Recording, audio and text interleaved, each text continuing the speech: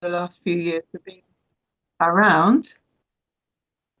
Um, that's really very much around self-regulation and metacognition. And then finally, the project that I'm working on at the moment with a colleague at the University of Limassol, Antonia Zacariou, um, and the research assistant there is Lisa as well.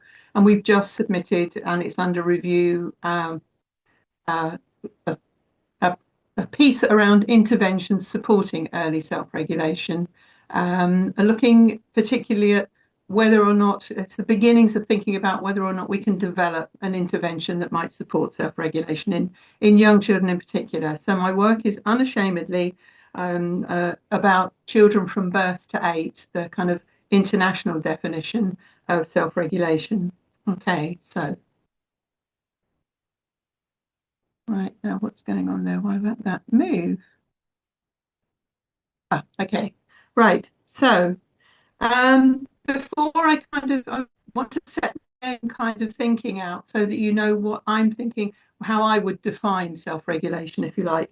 And just very briefly, obviously, ideas about self-regulation originate from a variety of areas, from behaviorist, psychology, and the idea of learnt self-control. Although I think that brings up some issues around whether or not that's self-control or still other regulation in that sense and self-regulation, and also from Piaget and his ideas of equilibration as a process that comes about through the twin operations of assimilation and accommodation. And he saw that as a very self-regulating process. But my work is very much more influenced by most current, the thinking that is probably most widespread nowadays that originates in the ideas and writings of Lev Vygotsky and his views about the twin roles of speech and interaction and the zone of proximal development, and the idea that children begin, or the process begins, as one of other regulation by more experienced others, adult or older children, and moves then to what we now kind of separate out in a way as co-regulation as well as socially shared regulation. I think Vygotsky's own conception was one around co-regulation, and we've much more refined that out now to also identify ideas of socially shared regulation as well. And then moving on finally to self-regulation. Um, he refers obviously to self-regulation as one of what he sees as the higher mental processes, say developed by those key principles around speech and interaction. There's the development of cognitive self-regulation and metacognition, regulation, and its development of behavioural regulation. Central to his ideas that the process of that move from being regulated by others towards the gradual internalization as a result of interactions with others are play and language.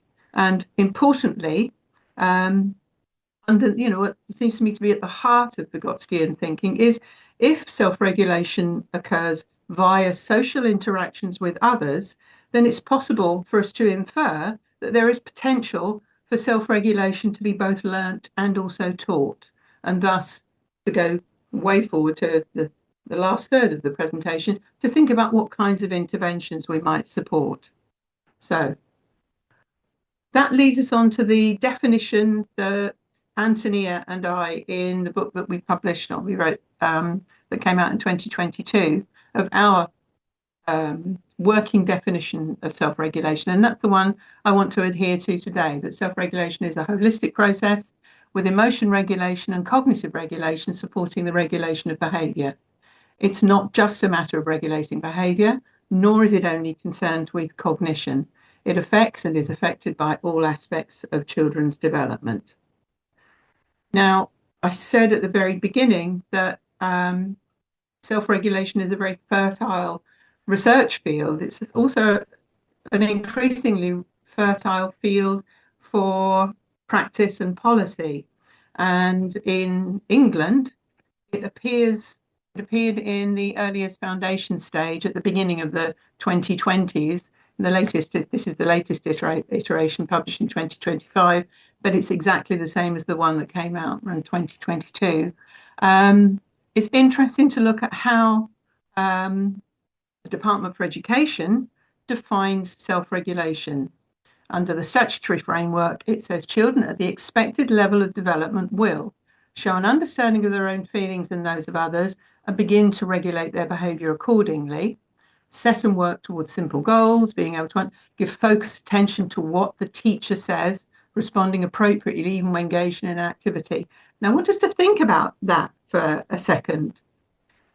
The emphasis there is very much on behaviour, very much on the behavioural of self-regulation, if you like, and the idea of following directions, giving focused attention to what the teacher says, responding appropriately, being able to wait for what they want and control immediate impulse. So a lot that's around the idea of behaviour. And that following teacher or adult instructions has quite a lot in common to do with being regulated by others. So my big question there is, does this really encompass self-regulation as a holistic concept? And does it really encompass self-regulation as well? What doesn't help practitioners in England in particular is that the document that was published by the Department for Education to accompany the early years foundation stage, but is non-statutory, is a document called Development Matters, and I'm sure lots of you are familiar with it.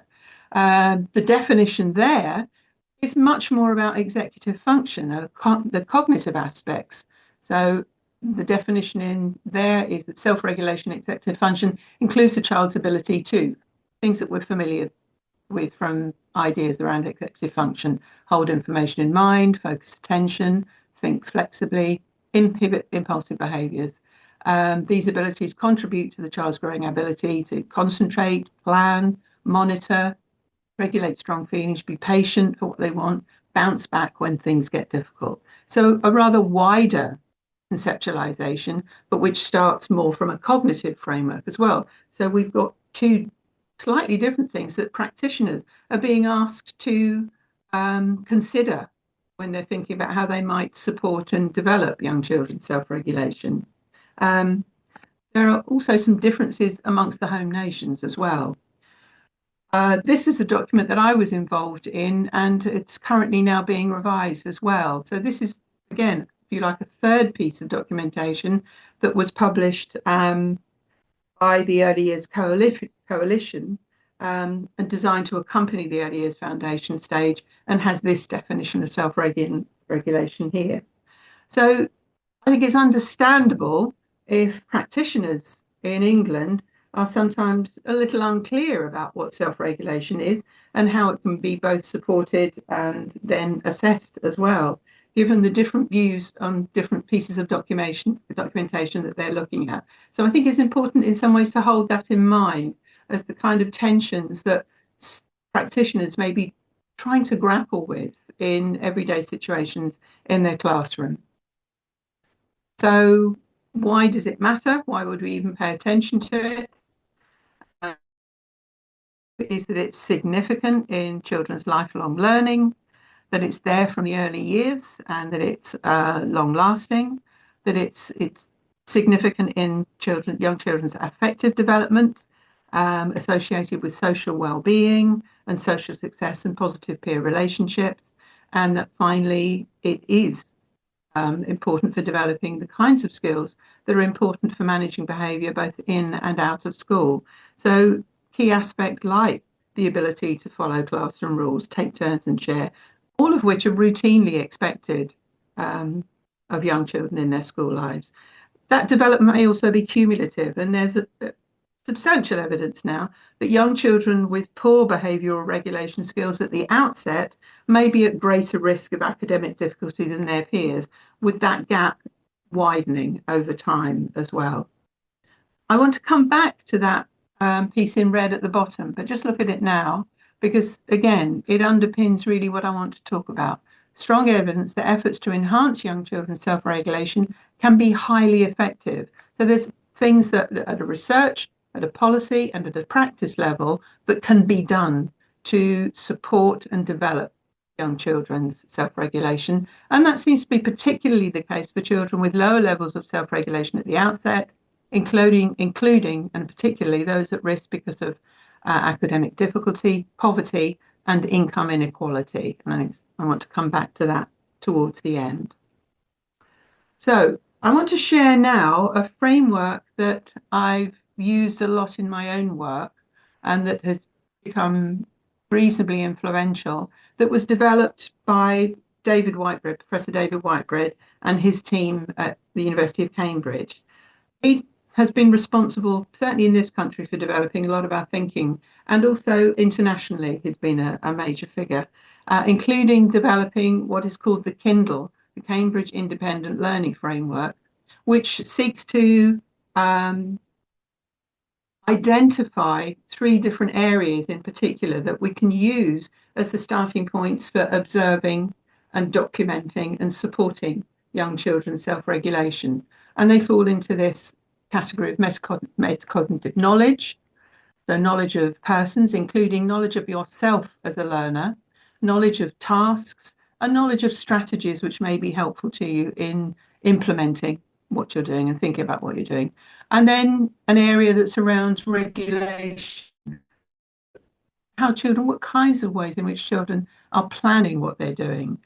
How are they monitoring what happens when they're doing something? How are they keeping control of what they're doing? And how are they then evaluating it? Yeah, that didn't work. What could I have done there? And then a third category that looks at that more the emotional, the affective side, the emotional and behavioral regulation. So that monitoring of your own emotional state. How do I feel about this?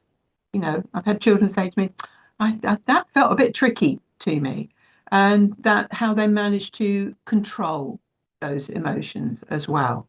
So I want to use that partly as a framework for looking at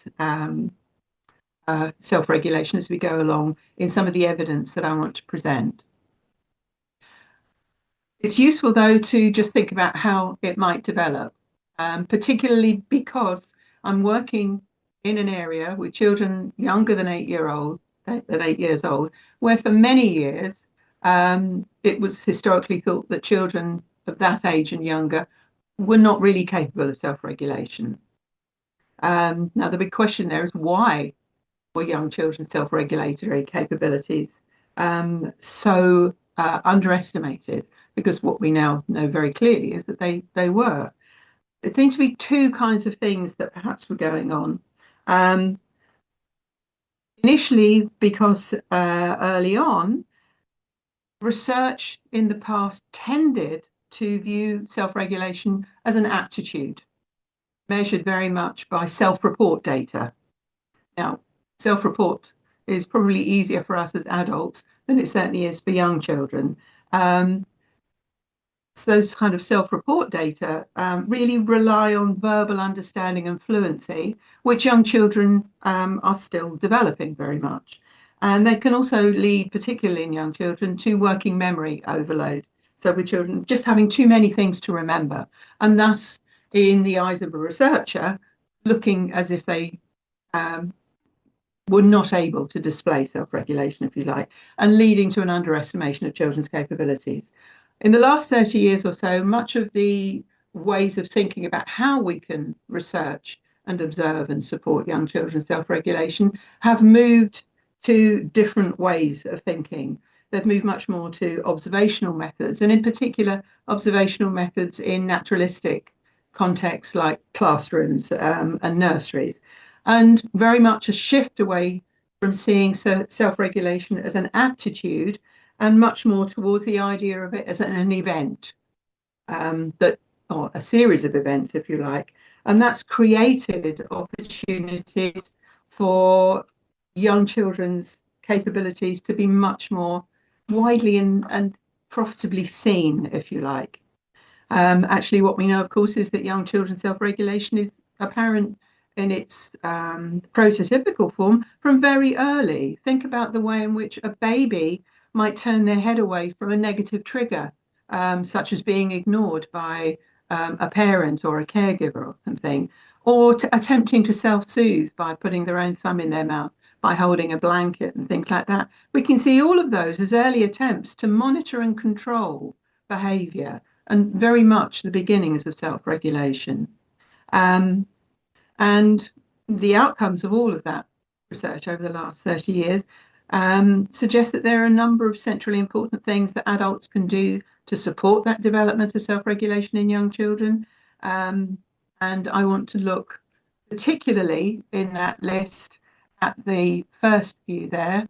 I don't want to stray particularly into supporting children's talk because that, we could be here for, well, for much longer than the next 3/4 of an hour. And the idea of creating a positive environment. So I want to focus more on opportunities for play, particularly things like small group play, pretend play, games with rules and musical play, scaffolding children's play and activities, and supporting children's autonomy and opportunities for choice and control. Okay, um, so play. I don't want to get into definitions of play and end up going down a rabbit hole. It's often seen as central to young children's development, and as Jen Zosch and her colleagues, and they're referenced here, emphasize as leveraging the characteristics that lead to learning as well. This slide here draws particularly on that FHI 360 project that I referred to on the first slide.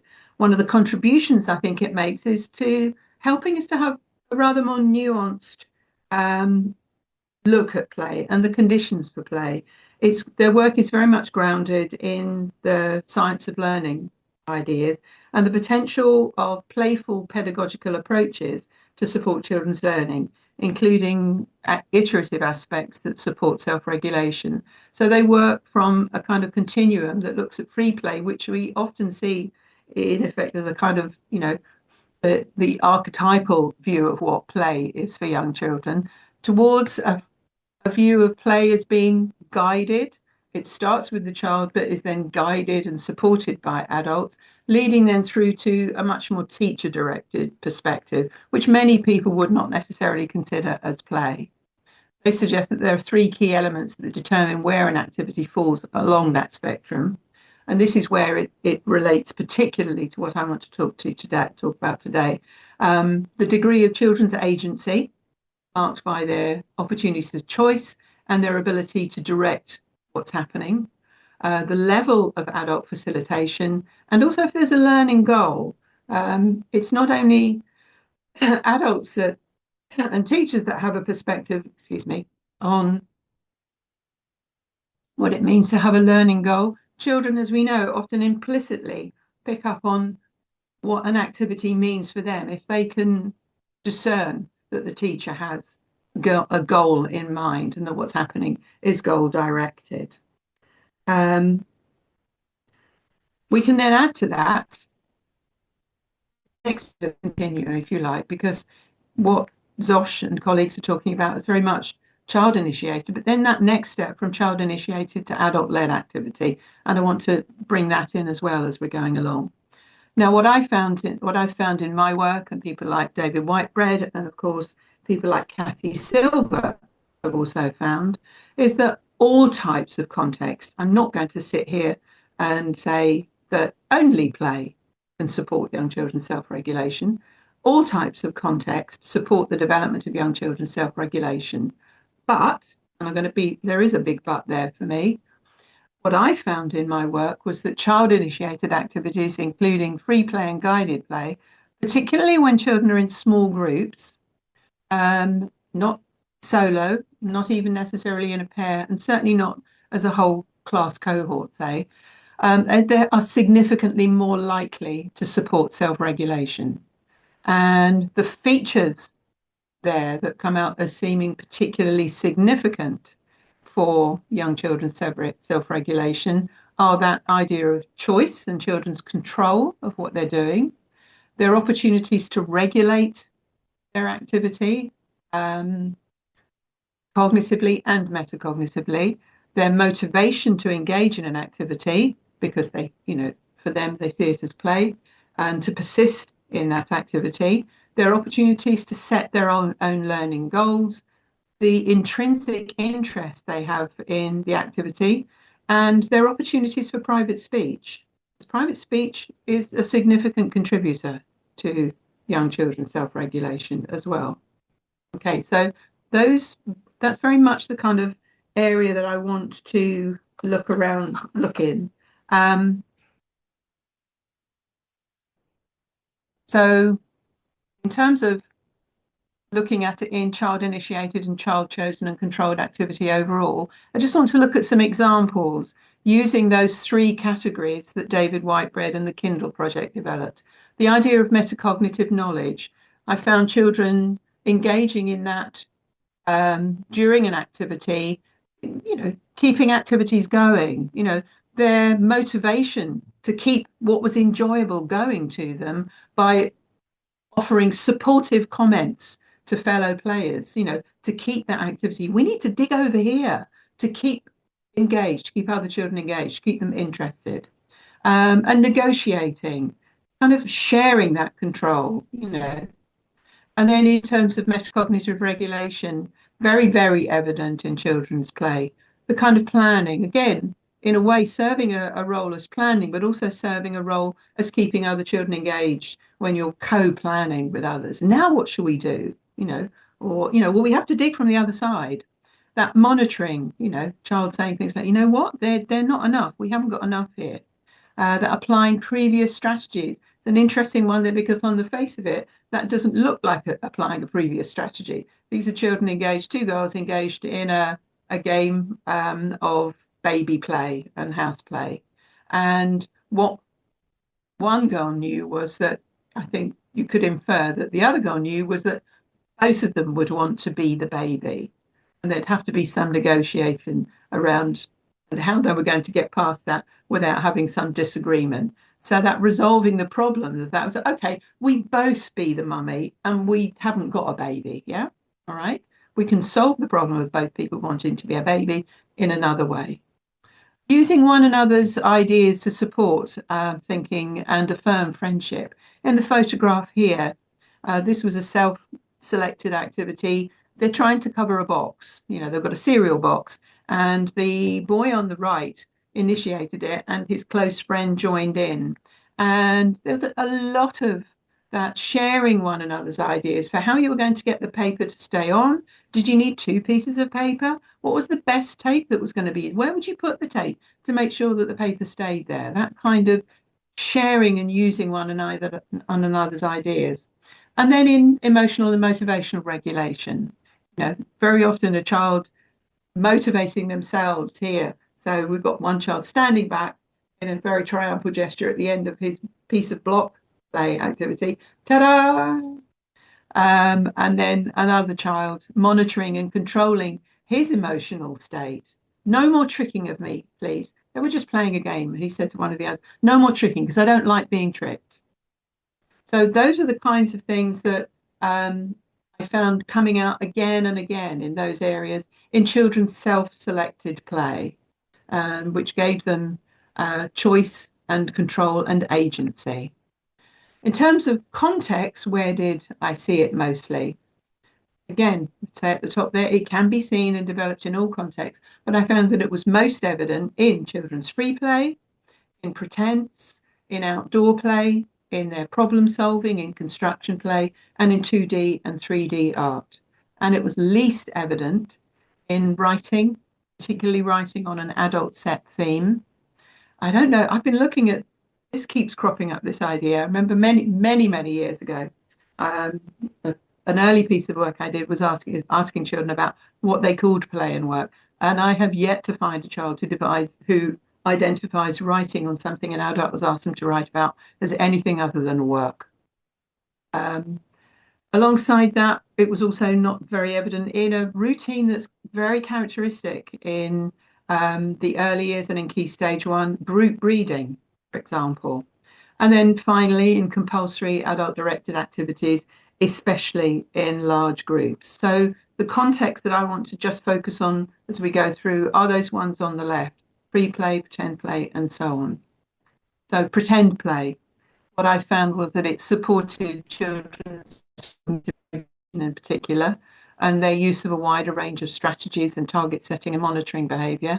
And it was very evident in role negotiation, collaboration, and efforts to help one another.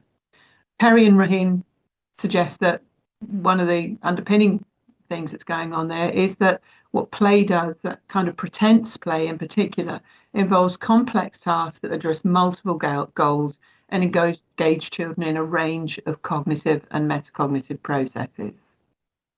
Then alongside that, my colleague Antonia has worked extensively in the area of musical play. And there's a lot of work coming out in that area, not just from her, but many others, that look at the part that children's opportunities to engage in musical play can have significant effects on self-regulation. As she highlights, during musical play, children are checking their efforts, when they're picking up a tambourine or whatever, checking whether they're on track with what other people are doing and trying to keep in with them. They're self-correcting. Well, that noise didn't come out right. Let me see if I can bang it in a different place. What's going to happen then?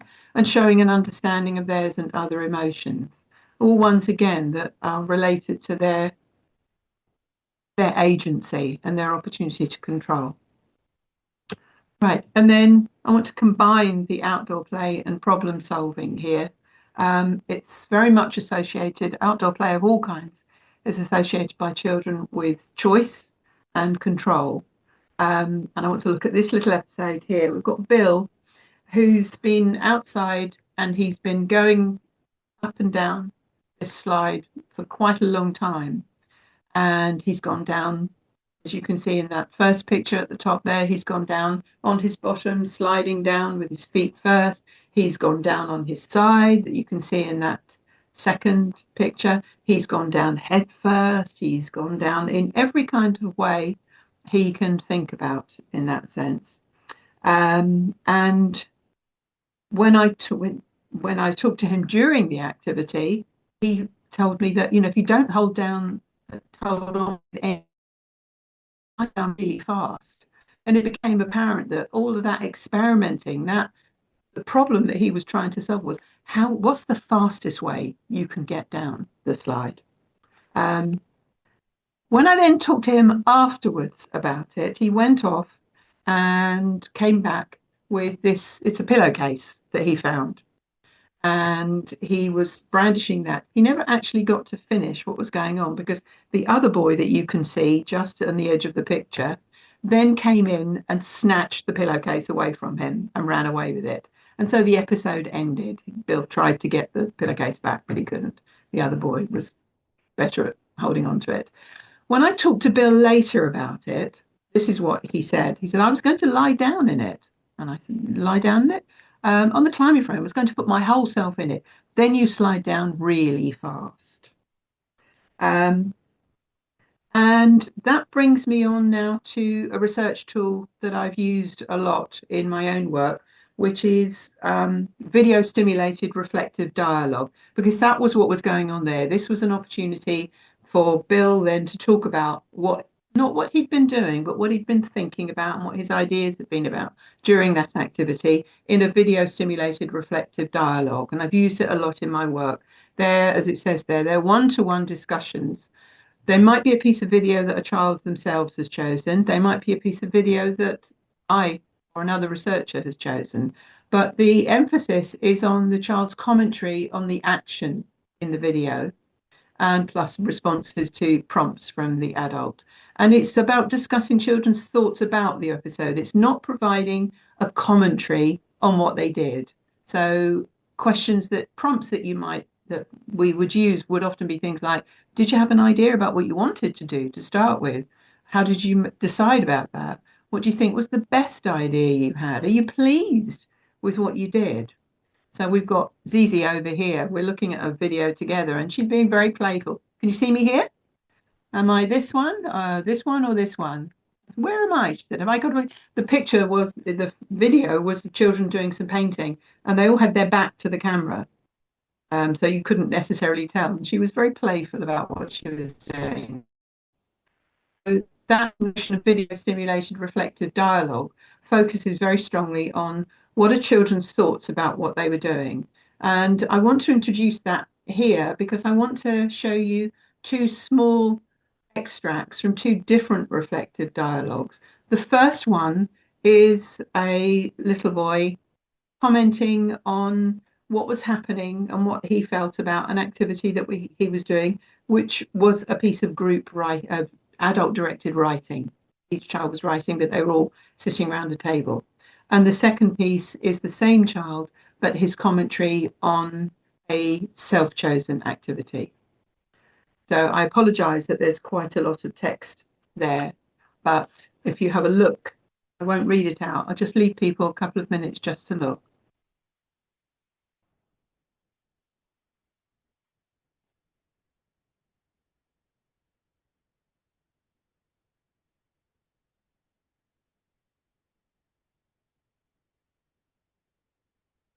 So I think what you can see is that his comments, such as his comments, are quite short.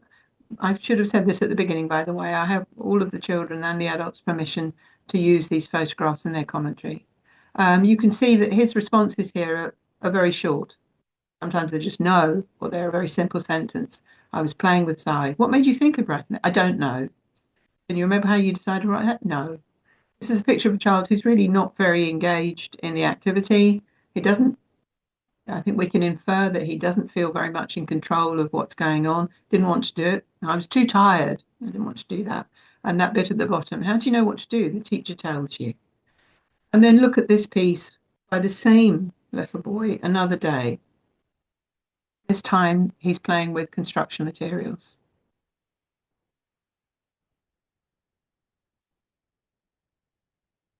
I think if we look at that first comment there, Alia made a square. I copied her. We can see that as a piece of metacognitive knowledge, knowledge of strategies. Sometimes it's a good strategy to copy what somebody else has done. And then that, yeah, and it was my idea. This was my idea. Look at this. That bit was my idea. Knowledge of himself as a thinker and a learner. I won't go right through it, but you can see his comments are much fuller. They give much more of a picture of a child who is feeling in control of what's happening. Um, that lovely bit there when I said, you know, what made you think of doing a house? And he says, you'll see in a minute. Lovely bit of theory of mine there. He knows that I don't know that. I'm making a big house there. And that bit there, because I learned by myself, and that's because you have to be like me, clever boy, and you have to learn how to do things. Himself, his knowledge of himself as a learner. And then just to finish off a couple of bits from that bit at the very bottom. That doesn't fit there, he said. Really monitoring and evaluating what he was doing. And then that very final one. Yeah, I kept trying to find out, but it isn't working. That's really a lovely, I think, bit of that emotional and motivational regulation. I kept trying to find out. I kept going at it. I persisted at that activity. So I wanted to use those just as a, of course, we can find other examples where in perhaps in another adult activity, children's reflections on it were more full. But in the main, they were not. And I have not found that children have tended to be as full, certainly as they are, and display as broad a range of attributes of self-regulation as they do in their own self-chosen activity. But it's not entirely straightforward, is it? Just because we talk about the importance of children having opportunities to exercise agency and control, they don't necessarily feel it themselves. Now, this quote here is from a child in one of the older cohorts in the Teacher Replay project, which looked at children in Uganda, Bangladesh, and Colombia, three majority world contexts, which get much less representation than, for example, North America, who are particularly well represented in self-regulation research. And this little boy said, I want the teacher to choose for me because if I choose for myself, I can make a mistake somewhere and I cannot correct myself and the teacher can correct. There's an assumption, really, that children both want and know how to take over that increased agency and feel a sense of permission to do it. But, you know, importantly, in some of these contexts, children here were in a class, say, of 50 or 60. I'm not blaming any of the adults there, but they were under very, very different kinds of circumstances. They may have very, very little equipment. They were in classes, as say, of 50 or 60, where the pressure to teach in different kinds of ways was very much there, particularly the pressure to teach using kind of rote learning things. But Alongside that, we also have to think about the way in which, in the UK and in many other countries, a centrally mandated curriculum with a testing regime can also lead to practitioners feeling pressured to restrict choice, with the onus of curriculum delivery weighing very heavily on them. So it's not a straightforward way of saying, yes, children have choice and agency. We also have to think about how we can support children in taking that agency sometimes and support practitioners in ensuring that they work in ways that support children in being able to do that. Okay, so I want to go back now to that statement that I put early on, that there's strong evidence that efforts to enhance young children's self-regulation can be highly effective, particularly in children with lower levels of self-regulation at the outset, because that relates very much to the project that I want to finish on, the one that's currently underway. It's the most recent work that I've been part of with, as I say, Dr. Antonia Sakariou at the University of Limassol. In particular, if efforts to enhance young children's um, self-regulation could be highly effective, are there some interventions which may be most helpful in doing that? So that's really been the starting point of this project. And it's in early stages because we have seen the first thing that we're doing as scoping what's happened already. So we've begun by, and this is the first piece of work that's really coming out of it, a systematic literature review to provide data support the development, the potential development of an intervention, which can then be trialed. Okay, so what's the evidence with regard to interventions? Why were we doing this? Why did we feel that this was an important thing to do? Well, the evidence so far is of mixed effects and mixed results.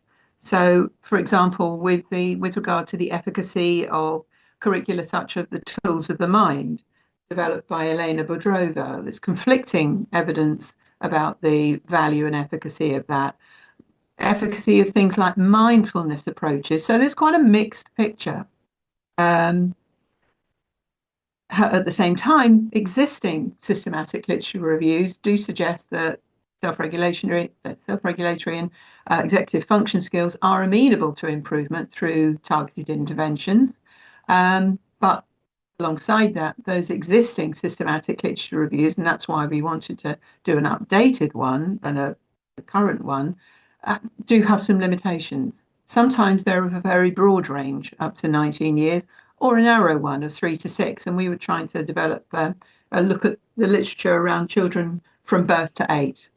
They're often focused on a very specific outcome, for example, a health outcome, or a specific element, for example, like a metacognition intervention, or a specific curriculum, evaluating a curriculum such as tools of the mind. And also, and this we felt was a particularly important element, they're often, in the past, they've often been restricted to an evaluation, a review of randomized controlled trials and excluding quasi-experimental studies. There's been a huge growth of quasi-experimental studies in the field of education in particular, and the potential they have for providing us with very rich and ecologically valid data, especially then when coupled with randomized controlled trials. So we wanted to look not just at randomized controlled trials, but also to include quasi-experimental studies. So the boundaries that we then developed were that it was about children up to the age of 8. It was a focus on developmental and learning outcomes. It included both RCTs and quasi-experimental studies. And we looked at studies published in English from 2000 to 2025.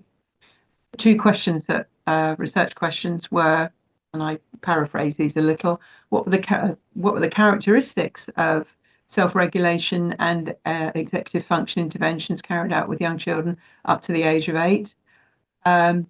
What were the characteristics of all of the ones we had? And then what were the characteristics of ones which appear to have high efficacy? And I'll define what we meant by high efficacy in a minute. And then the secondary question there, picking up on the evidence there is that efforts to target self-regulation may be particularly valuable for children from disadvantaged communities or in ethnically diverse communities as well. Now, that gave us 6,649 papers. We got down to 293 for review, that between them comprised 313 studies. So what then the important thing for us was, which of those studies has the potential in terms of the efficacy involved? So what were the characteristics of high efficacy interventions? And our definition of that was studies which had a high quality assessment score, higher than the mean plus one standard deviation, and had at least one significant positive executive function, self-regulation outcome of moderate effect size. Quality assessment, we used Axis. I don't know how many of you are familiar with that. It's the appraisal tool for cross-sectional studies, and it addresses aspects such as study design, reporting quality, risk of bias, things like that. So out of that 293 that we identified, only 13 met those criteria for high efficacy. And out of those, we then tried to look at what was it each of those 13 studies was focused around. 3 of them were focused around play, and that included things like block play as well as board games.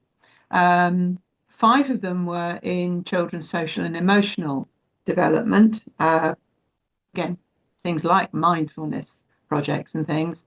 3 of them were looking at particular curricula, such as the American program, the Incredible Early Years Teacher Classroom Management Program. Sorry, I had to read that to remember it, which order all those words come in.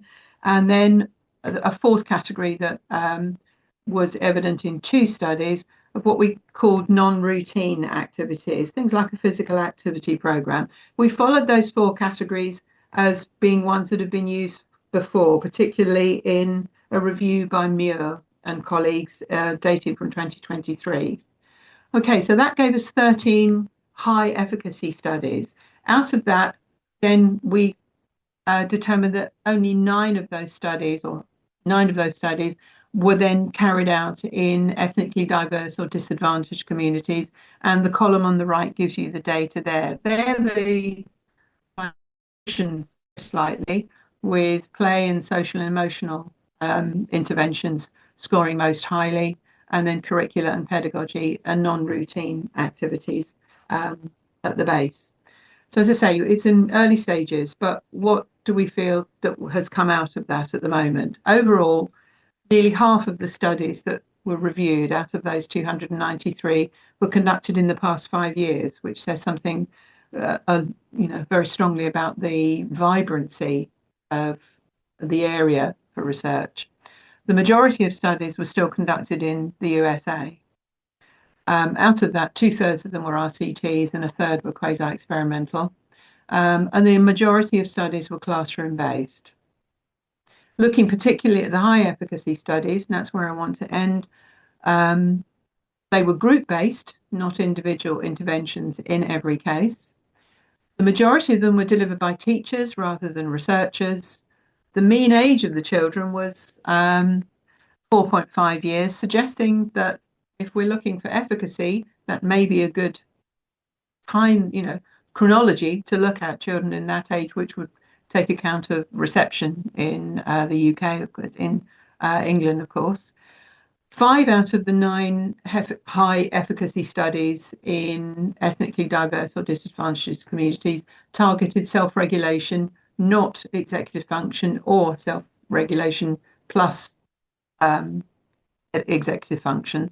In the total sample, only 31% targeted self-regulation. So again, does that, is inferring something, and it may be correlational rather than causational, of course, but it suggests that perhaps targeting self-regulation may be more valuable than just targeting executive function or trying to spread yourself with both, in a sense. And finally, and I think this is a really good note on which to end there, interventions that were grounded in children's everyday routine experiences. So going back to those 4 categories, their play, social emotional lives, what's happening in their classroom, were maybe the most likely to yield higher levels of efficacy if we're looking for an intervention. Our next step is now to think about developing an intervention and trialing it. And I'd like to leave my talk there, which I think takes us to 4:50. And I'll Thank you so much, Sue. That was really interesting okay. work. I really liked how you described self-regulation as events rather than aptitudes. I think that's a really useful way of thinking about things. And that systematic review, so many papers that came out, seems a really massive undertaking. So, very impressive work Well, to you and your team. I'm not sure that we thought there were going to be that many, I have to say. We've got some questions and comments in the chat already, Okay, especially regarding Montessori education and some of the right. parallels with your work. Yeah. So I think it's Catherine and Chloe who have been posting messages in there. I don't know if you want to unmute yourselves or if you'd rather me read those out. I'll Please, start, Catherine, if that's okay. Yeah, you don't need to read out what I pushed in the chat. Sue, that was a really fabulous talk. Thank you very much. I'm a Montessori trained teacher by okay, initial right. training. So I have a very quick query regarding your systematic review. You Mm. say that you're obviously looking at interventions. Does that mean that you excluded any studies of Montessori, given that that's a whole curriculum approach? No, they were just the ones that came up as research. So I think potentially Montessori may be under researched in that area. But there are randomized controlled trials and quasi-experimental But they studies. Were didn't come those out as, included in yeah, your they review? were included, anything that had been, any research in that area. And we used, I can tell you the databases and things that we use, but they would be ones that you're familiar with. And as you can infer from getting such a large sample, yes, but none of them came out with a significantly enough outcome in terms of efficacy. Okay, thank you. Know of anything that slipped through the net, let us know, please. Oh, well, I mean, yeah, there are all sorts of complications of doing systematic reviews, so I Of course. need to Yeah. read your work, but thank you very much. Okay. Catherine, did you want to um, ask your question? Answer maybe, I've never used the word answer. I will address it, but I'm not sure I can ever have got an answer. So Catherine put in the chat, so error monitoring is a huge part of the Montessori approach built into individual activities to enable children to self-correct. And Yeah, also one of the main principles is the choice of activity by the individual child, and that being connected to their self-regulation. So yeah, absolutely. lots of parallels there. Um, I had a question while I wait for other people to kind of think about their points. Did you find that there were any particular types of interventions that were not demonstrating higher efficacy, like a pattern of certain types that were always on the lower end? That's a very, very good question. And I'm not sure that we've really analysed that data. It would be something that we could do. Mm, But we only had a small grant. no, understandable, and a lot of papers to deal No, with, but but no, that is a very interesting question, which I shall take back and talk through with Antonia. Um, yeah, I'm not sure that we have got that data, but it would be easy enough for us to do because yeah, yeah. everything's entered in. We used I we experimented with what we were going to do in terms of kind of organizing it, and we were going to use the EPI framework, but then we went with Covidence instead. So the data is all there. We could easily pull it out. Oh, brilliant. Yeah, I'd be really interested in Yeah. that if you do end up looking into it. We've got a question from Simon, I think. Hi, Hi. sorry if this is a really horrible question, but I'm an educational psychologist, and so I work across, the whole age Sure. span from 0 to 25. So first thing to say is that was really interesting, and it's given me lots of thoughts about, kind of the work with the age group that you're focused on. Right. Okay. Good. My question, I suppose, was sort of like more of a speculative one around where that sort of leads to, what the purpose of the interventions are. And I can see that, there's an inherent need to develop self-regulation. It's part of, and it fits completely within, I'm a big Vygotsky fan as well, so it fits within, Vygotsky's research. But I suppose one thing that concerns me about self-regulation is that, part of the development of self-regulation in primary school, especially the later part of primary school these days, is seen as preparation for being able to cope in sort of modern day secondary schools where the behavior expectations, as far as I'm concerned, are kind of quite extreme with zero tolerance behavior policies. And I just if you had any thoughts about the kind of the ethics of how and why interventions are put in place, because I think, it's one of those situations where you can't say, well, just don't do the interventions because it's important for children's development, but that context, I suppose, is what I'm interested in. Yeah, no, it's a very, very important question. Can I not answer it entirely directly, but reflect back on my own experience as a teacher many, many years ago when I was teaching, and I was working in a school that was sometimes described by other schools as that free range school. And we debated exactly what you're saying. What are we doing by supporting children in being agentic, by trying to develop their self-regulation, if then what happens to them in the next phase is so different? So we grappled with this. Were we preparing them? In the end, we decided, and this might feel like a cop-out, in the end, that we decided that ethically, we would prepare them in the best way we could, which we still felt was by supporting them to be self-regulating learners and self-regulating in their behavior and emotions so that they could deal with what was being then. To do other than that was a denial of what we thought. That sounds very kind of, as if we were being quite prissy about it. But, to do other than that, we felt at the time was to go against what we felt was the best thing for them to become older children and adults in that sense. But I think it does pose a moral dilemma. I can't then be responsible for what happens to children when they're older in that sense. We need to work on changing some of that as well, maybe. So it's not an answer, but I concur. I agree with you that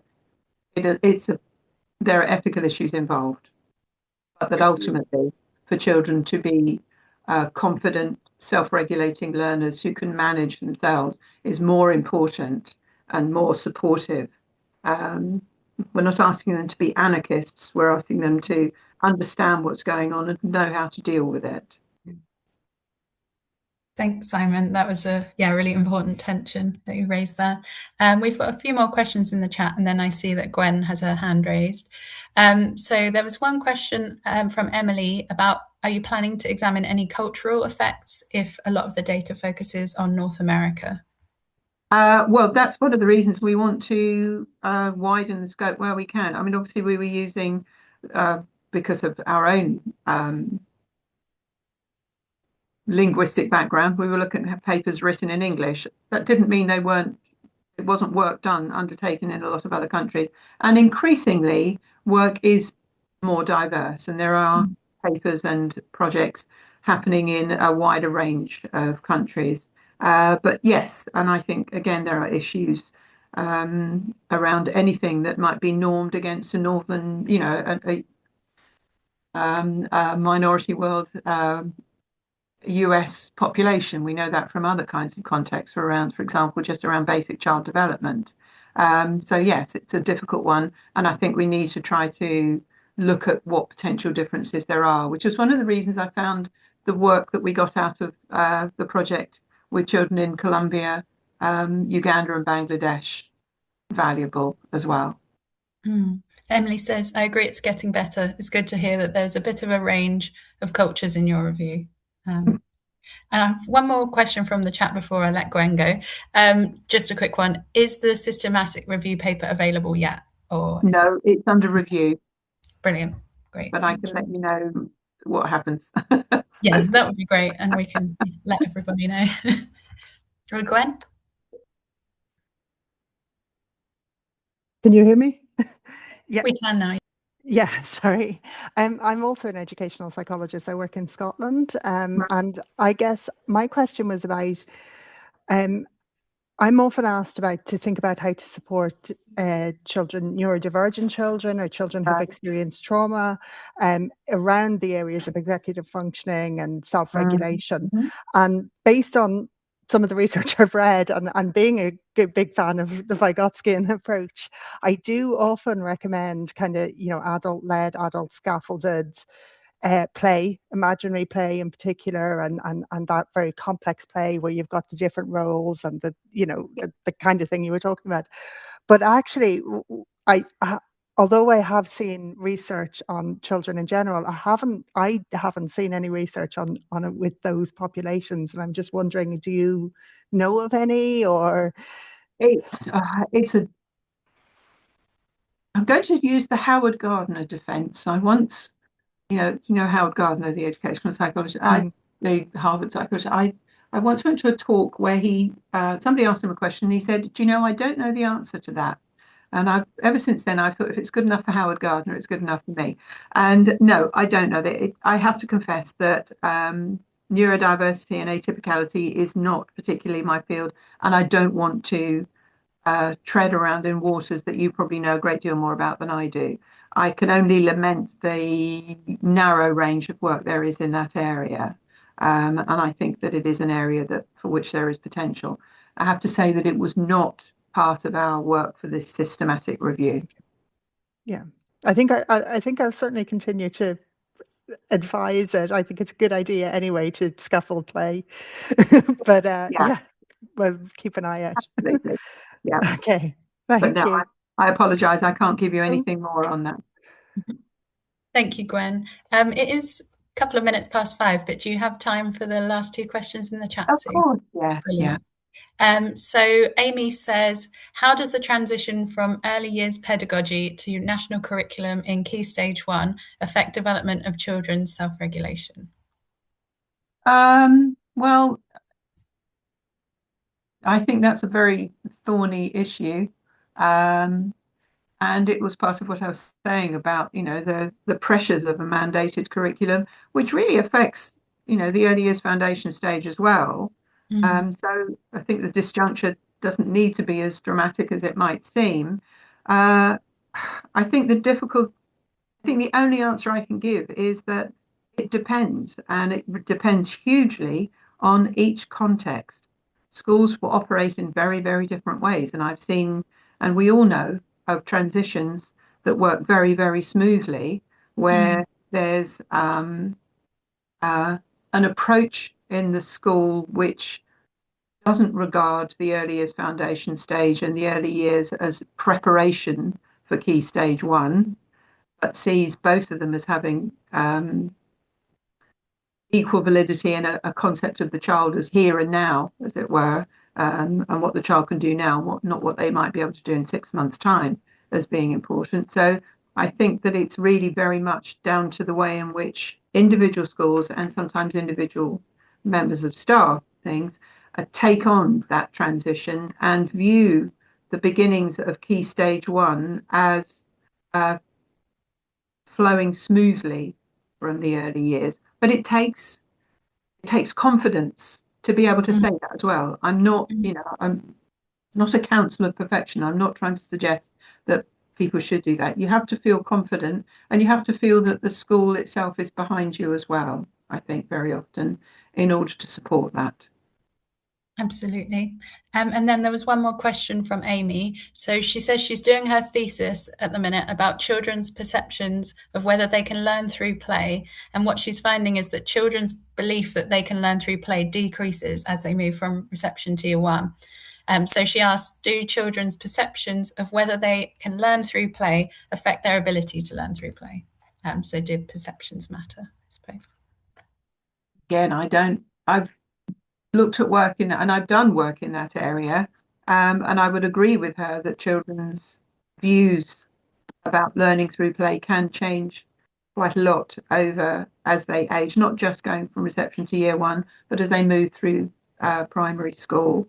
But again, it can depend on the context of the school as well. So, for example, the kinds of comments that we had some of those children from Bangladesh and Colombia and Uganda, particularly Bangladesh and Uganda, making about their experiences were very much focused on the fact that they were, as I say, they were often in classes of 40 or 50 children, where, you know, in a sense that the idea of learning through play may have felt like rather a luxury in some respects. So I think it's very context dependent. I'd like to see her thesis when it's done. Yes, you should keep in touch for sure. But yeah, no, I think I think it's a very valid point that she's making. My own experience of that are children regard learning through play as not just a function of age, but a function of the kinds of people they're doing it with, and the different roles that, for example, teachers and classroom assistants take up, the different opportunities that children have for playing with friends and what they see as learning through play then, as well as the actual activity itself. And that's very insightful. Thank you. So I think let's wrap up there for today. Thank you so much again, Sue, for an excellent talk. And thank you for everyone who joined us today. Next week, we have no seminar as we're taking a break for Easter, but we look forward to welcoming many of you back on the 30th of April for our next session. Thank you very much. Thank you very much for being there and for listening. Thank you very much indeed. Enjoy the rest of your day.